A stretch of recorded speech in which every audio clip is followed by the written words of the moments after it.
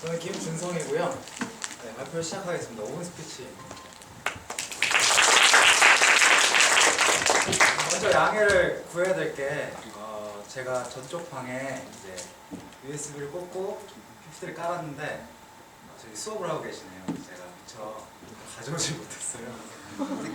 그래서 지금 이거도 그냥 이분이 제가 소개할 분이거든요. 그래서 그냥 말로 하겠습니다. 5분 동안 이제 시작하겠습니다. 저희가 크리스천 리더나 아니면 성경 속의 인물을 소개하는 거더라고요. 근데 크리스천 리더가 뭘까요? 라고 생각해봤습니다. 어떤 거라고 생각하시나요? 그래서 단순히 유명하신 분들이 굉장히 많더라고요. 크리스천 리더, 우리가 알고 있는 분들만 굉장히 많은데 그럼 난 누구를 택해서 누구를 소개해야 할까? 라는 고민에 빠졌습니다. 근데 그냥 우연히 제가 지금 책을 들고 왔는데 엄마라고 불러도 돼요 라는 책이 있어요. 읽어보신 분도 있고 안 읽어보신 분들도 계시겠지만 그 책을 읽었던 게 대학교 때 그 책을 읽었던 게 생각이 나더라고요. 그래서 그 책의 저자인 이분을 소개하기 위해서 시간을 할애하겠습니다. 이분의 이름은 KT 블레이스 KT 데이비스라는 분이고요. 사실 모르시는 분이 많을 거라고 생각하는 게 이분은 우간다에서 선교사로 활동하고 계시고 그리고 우간다 19살 때 이분이 가셔서 14명의 우간다 아이의 어머니가 되셨어요. 그래서 지금은 저랑 동갑이더라고요. 27살의 처녀이신 거죠. 결혼하셨는지는 잘 모르겠는데 네, 27살의 이분이고요. 이분이 제가 소개하고 싶었던 이유는 여러 가지 이유가 있지만 첫 번째로 저에게 적용되었던 부분이 순종이고요. 순종 1번 그리고 이분은 19살 때 하나님 부르심을 받았지만 솔직히 19살에 여러분 부르심을 받는다면 아프리카에서 봉사하실 수 있나요? 그리고 이분 생기신 거 딱 봐도 알겠지만 학교에서 퀸커였고 그리고 집이 굉장히 비버리hil즈에 사는 부자셨고 그리고 스포츠카에 학교 공부 1등에 멋진 남자친구의 그 모든 것을 내려놓고 아프리카에서 사역하고 계십니다. 이분의 그래서 저에게 적은 점은 세상에서의 말하는 성공이 아니라 하나님 말씀에 순종했을 때 어떤 리더의 모습이 나타난다고 여겼거든요. 그래서 단순히 드러나는 리더는 아니지만 크리스찬으로서 저 아프리카에서 봉사하는 모습이 순종의 어떤 리더의 본이다라고 생각을 했고 그래서 소개해드리고 싶습니다. 그래서 그게 첫 번째 이유고 두 번째는 도전과 자신감. 19살 처녀가 그 아프리카 험한 땅에서 사역할 수 있다고 저는 쉽게 생각되지 않거든요. 그런데 그 강한 마음, 말씀이 주시는 그 강한 마음을 가지고 도전하고 실천하고 단순히 우리가 공부하고 느끼는 거를 매일 책상에 앉아서 하는 것이 아니라 정말 아프리카에 가서 실천하고 그 실제 14명의 자녀를 자기가 사랑으로 키우고 양육한다는 것 자체가 굉장히 도전과 어떤 실천의 모습이 리더로서 본받을 만하지 않을까. 그래서 그걸 소개해드리고 싶었습니다. 세 번째도 있지만 시간이 거의 다 돼서요. 그리고 제가 PPT가 없는 관계로 약간의 기억에 무리가 여러분 마지막까지 들어주셔서 감사하고 제가 오늘 말씀드리고 싶었던 것은 세상에서의 성공의 기준이 아니라 이분처럼 하나님 기준의 어떤 성공자 그리고 하나님 기준의 크리스찬 리더를 제가 소개해드리고 싶었습니다. 감사합니다.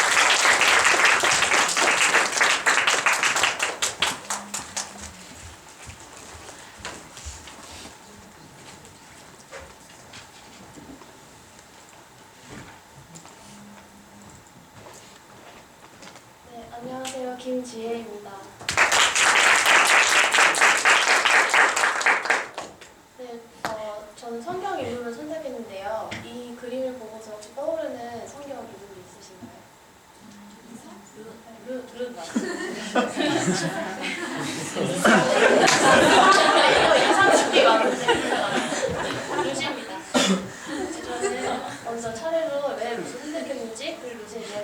이야기 나누고 그리고 저의 삶의 적용점에 대해서 이야기하도록 하겠습니다.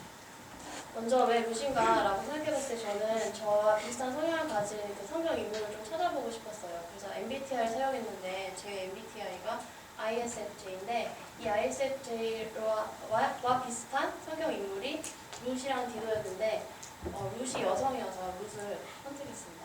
그리고 성경에 있는 성경에 있는 책의 이름에서 여성 이름으로 된 게 에스더랑 룻이 있는데 에스더는 룻이 한 업적보다 더 큰 일을 많이 했었던 인물인데요.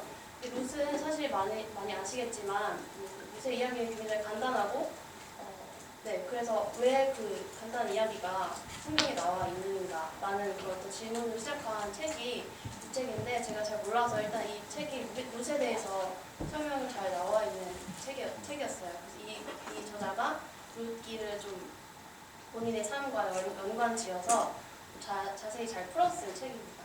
제 모든 발표는 거의 이 책에서 나온 발표입니다. 룻의 이야기 다들 아시겠지만 간단히 설명해 드릴게요.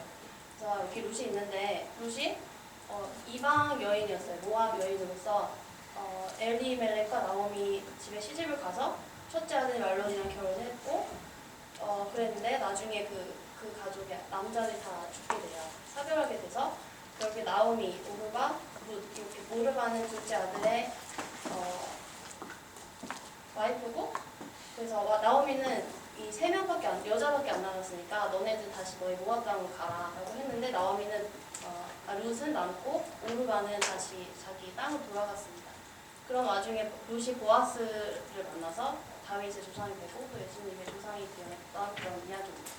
굉장히 간단한데 왜 성경에서 하나님이 무슨 이야기 하시려고 썼을까라고 좀 생각을 해봤는데요. 저는 컨셉을 3개를 잡았어요. 첫 번째는 선택입니다. 이 그림 보시면 아시겠지만 긴 머리의 여자가 그 룻이고 검은 짧은 머리가 그 오르바예요. 일단은 저는 룻이 하나님을 보고 좁은 길을 선택했다는 점에서 하나님이 들어쓰신 여자가 아니었나 생각이 들었습니다. 그래서 룻기를 보면 내게 어머니를 떠나며 어머니를 따르지 말고 돌아가라고 하지 마세요. 그리고 나도 어머니 머무시는 곳에 머물고 어머니의 백성이 나의 백성이고 어머니 하나님이 나의 하나님이 되시니 어머니께서 죽으시는 곳에서 나도 죽어서 묻힐 것입니다. 만일 내가 죽느니 왜 어머니를 떠나면 여호와께서 내게 벌을 내리시고 더 내리시기를 원합니다. 라는 이런 고백이 있습니다. 그래서 저는 일단 단지 나오미를 보는 게 아니라 나오미와 함께 있는 하나님을 보고서 하나님을 경외하는 마음으로 좁은 길을 선택했다는 것에 있어서 그런 첫 번째 컨셉을 잡았고요. 두 번째는 순종입니다. 이방 여자로서 그 베들레헴 땅에서 이삭 죽기를 이제 시작하는데 얼마나 멸시와 그 조롱을 받았겠어요. 이방 여자로서. 그리고 시어머니를 모셔야 한다는 그런 열심, 하나님이 주신 그 선택을 한 그 룻이 했던 그 이삭 죽기에 대해서 살펴보면 일단 이 구절은 보아스가 저 사람이 누구냐라고 종에게 물어봤을 때 대답하는 거예요. 그래서 여기 보시면 그의 말이 나로 베는 자로 따라 단 사이에서 이삭을 죽게 하소서하였고 아침부터 와서는 잠시 집에서 쉰 후에 지금까지 계속하는 중입니다. 그래서 룻이 얼마나 최선을 다해서 나오미를 섬기기 위해서 이삭을 주었는지 그런 룻의 순종함을 볼 수 있습니다. 마지막은 은혜인데 일단 보아스가 그런 룻을 보고서 룻에게 하는 말이 여호와께서 내게 행한 일에 보답하시기를 원하며 이스라엘 하나님 여호와께서 그의 날개 아래 보호를 받으러 온 내게 온전한 상을 주시기를 원하노라 하는지라. 그래서 보아스는 단순히 보아스가 아닌 하나님이 룻을 보시고 은혜를 내려주실 거라고 생각을 했어요. 그래서 결국엔 다윗의 조상이 되고 하나님 족보에 올라온 그런 여인이 되었다고 이렇게 마지막 세 번째 컨셉 잡아봤습니다. 적용점은 일단 저의 삶에서 개인적으로 적용을 해봤는데요. 저는 개인적으로 조직을 하고 싶은 그런 사람입니다. 교직은 사실 어떻게 그 선생님 마음을 어떤 마음을 가지느냐에 따라서 그게 굉장히 쉬울 수도 있고 또 어려울 수도 있다고 생각을 해요. 그리고 스스로도 교직에 맞는 사람인가라는 생각을 해봤을 때 아직도 많이 부족하고 고민을 하고 있지만 그래서 저는 한 가지 확신을 할 수 있는 거는 제가 아이들을 좀 긍휼히 여기는 마음이 그리 좀 있지 않나 하나님께서 주셨지 않는가라는 그런 생각을 좀 가지고 있습니다. 그래서 저는 교직을 선택하고 나아가고 싶고요. 저는 그 교직이 정말 쉽지 않을 거라고 생각을 하고 정말 하루하루가 저와의 싸움 그리고 하나님과 동행하는 그런 치열한 싸움이 아니라 그런 동행함이 필요한 그런 길이라고 생각을 해요.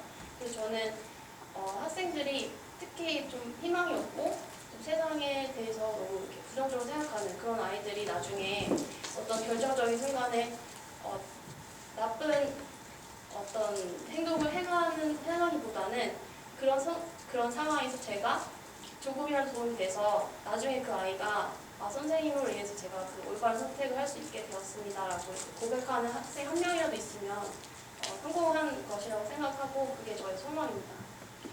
마지막은 제가 그런 교직에 있을 때 좀 아이들을 위해서 기도하고 또 하나님 함께 하시는 것을 항상 믿고 나아갈 때 저는 하나님께서 은혜 부어주실 것을 정말 기대하고 소망합니다. 네, 발표를 마치도록 하겠습니다.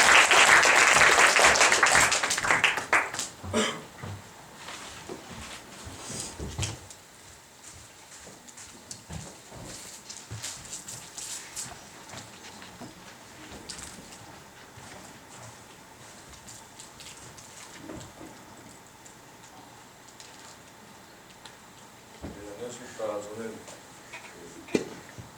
사회에 영향력을 끼친 크리스천 리더로 링컨을 선택했습니다. 일단 첫 번째로 선정 이유랑 링컨 소개 실패, 적응점, 시작점을 네 가지로 해서 말씀드리겠습니다. 그러니까 일단 링컨을 선정한 이유가 첫 번째로 링컨은 실패를 많이 하고 7.8기의 오뚜기 링컨이라고 많이 불리는데요.